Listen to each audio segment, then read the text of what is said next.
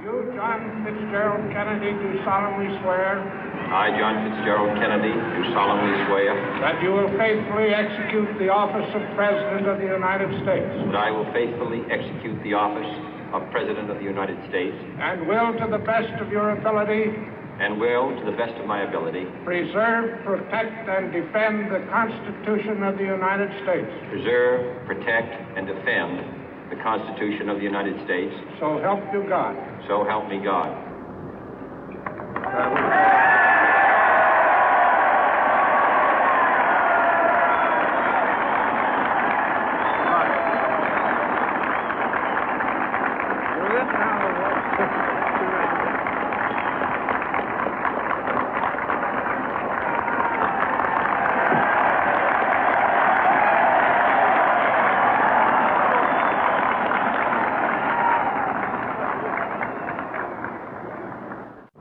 Vice President Johnson, Mr. Speaker, Mr. Chief Justice, President Eisenhower, Vice President Nixon, President Truman, Reverend clergy, fellow citizens.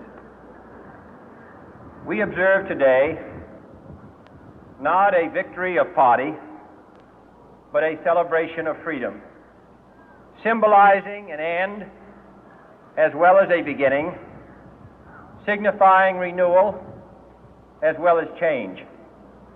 For I have sworn before you and Almighty God the same solemn oath our forebears prescribed nearly a century and 3/4 ago. The world is very different now, for man holds in his mortal hands the power to abolish all forms of human poverty and all forms of human life. And yet the same revolutionary beliefs for which our forebears fought are still at issue around the globe. The belief that the rights of man come not from the generosity of the state, but from the hand of God. We dare not forget today that we are the heirs of that first revolution. Let the word go forth from this time and place to friend and foe alike that the torch has been passed to a new generation of Americans born in this century, tempered by war, disciplined by a hard and bitter peace, proud of our ancient heritage, and unwilling to witness or permit the slow undoing of those human rights to which this nation has always been committed and to which we are committed today at home and around the world.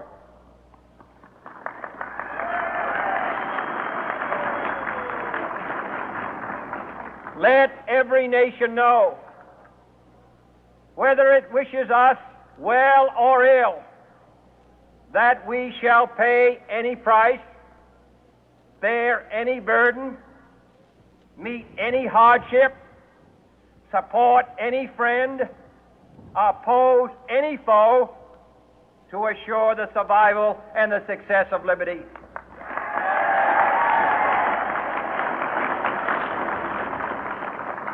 This much we pledge and more.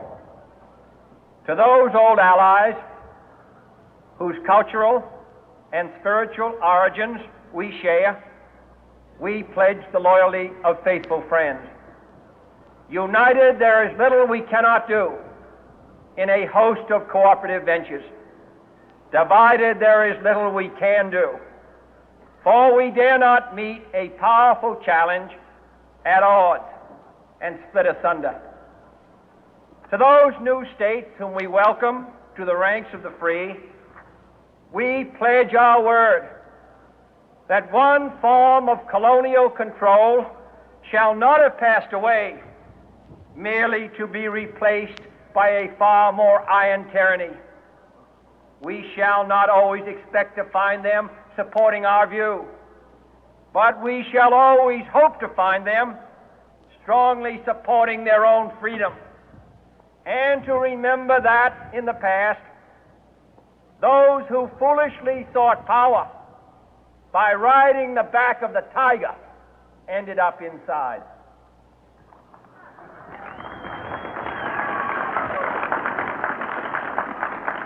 To those people in the huts and villages of half the globe struggling to break the bonds of mass misery, we pledge our best efforts to help them help themselves for whatever period is required, not because the communists may be doing it, not because we seek their votes, but because it is right. If a free society cannot help the many who are poor, it cannot save the few who are rich.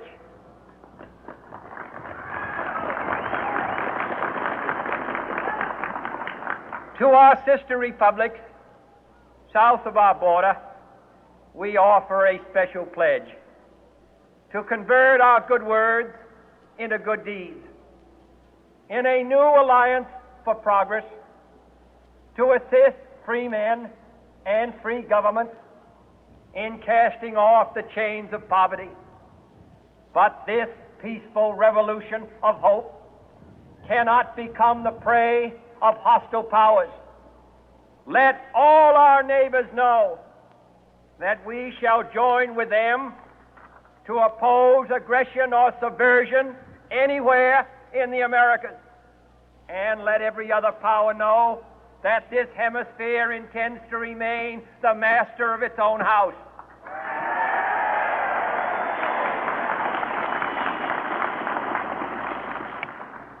To that World Assembly of Sovereign States, the United Nations, our last best hope, in an age where the instruments of war have far outpaced the instruments of peace, we renew our pledge of support to prevent it from becoming merely a forum for invective, to strengthen its shield of the new and the weak, and to enlarge the area in which its writ may run.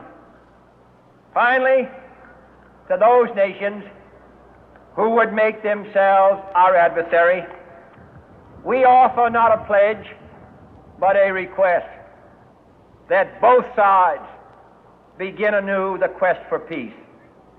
Before the dark powers of destruction, unleashed by science, engulf all humanity in planned or accidental self-destruction, we dare not tempt them with weakness, for only when our arms are sufficient beyond doubt can we be certain beyond doubt that they will never be employed.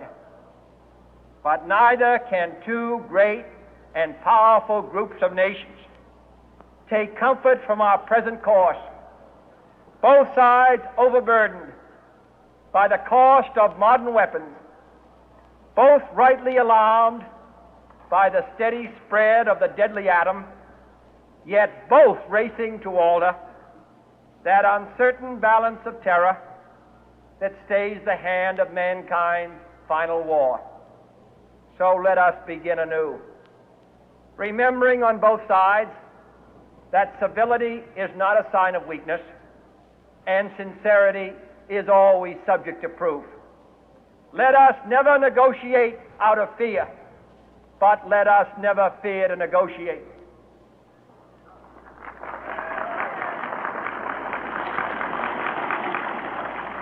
Let both sides explore what problems unite us, instead of belaboring those problems which divide us. Let both sides, for the first time, formulate serious and precise proposals for the inspection and control of arms, and bring the absolute power to destroy other nations under the absolute control of all nations.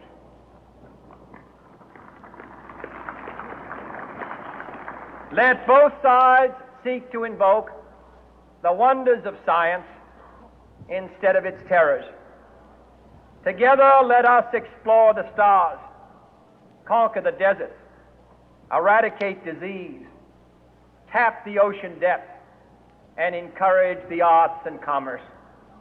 Let both sides unite to heed in all corners of the earth the command of Isaiah to undo the heavy burden and let the oppressed go free. And if a beachhead of cooperation may push back the jungle of suspicion, let both sides join in creating a new endeavor, not a new balance of power, but a new world of law, where the strong are just and the weak secure and the peace preserved. All this will not be finished in the first 100 days, nor will it be finished in the first 1,000 days, nor in the life of this administration, nor even perhaps in our lifetime on this planet. But let us begin.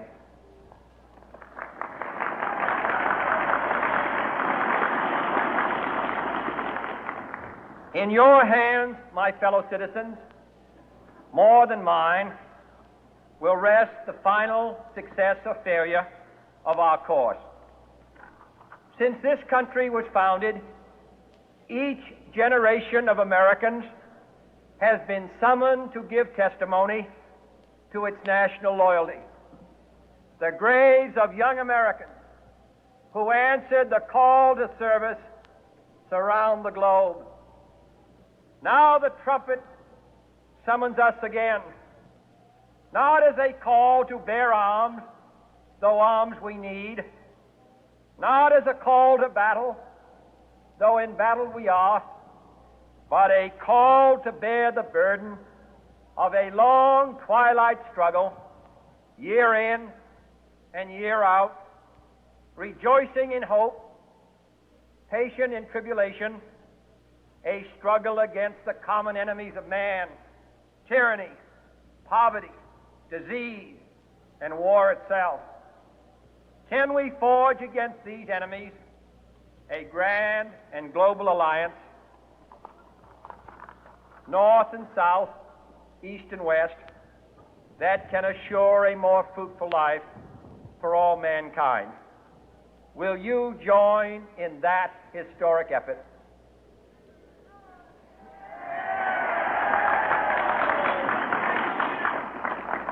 In the long history of the world, only a few generations have been granted the role of defending freedom in its hour of maximum danger. I do not shrink from this responsibility. I welcome it.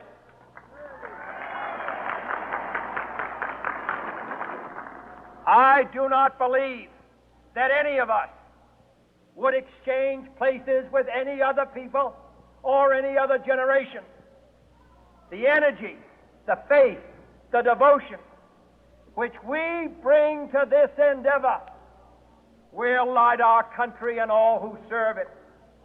And the glow from that fire can truly light the world. And so, my fellow Americans, ask not what your country can do for you. Ask what you can do for your country.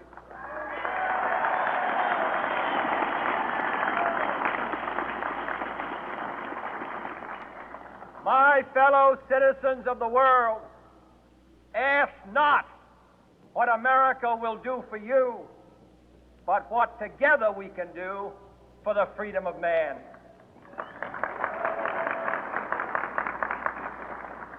Finally, whether you are citizens of America or citizens of the world, ask of us here the same high standards of strength and sacrifice which we ask of you.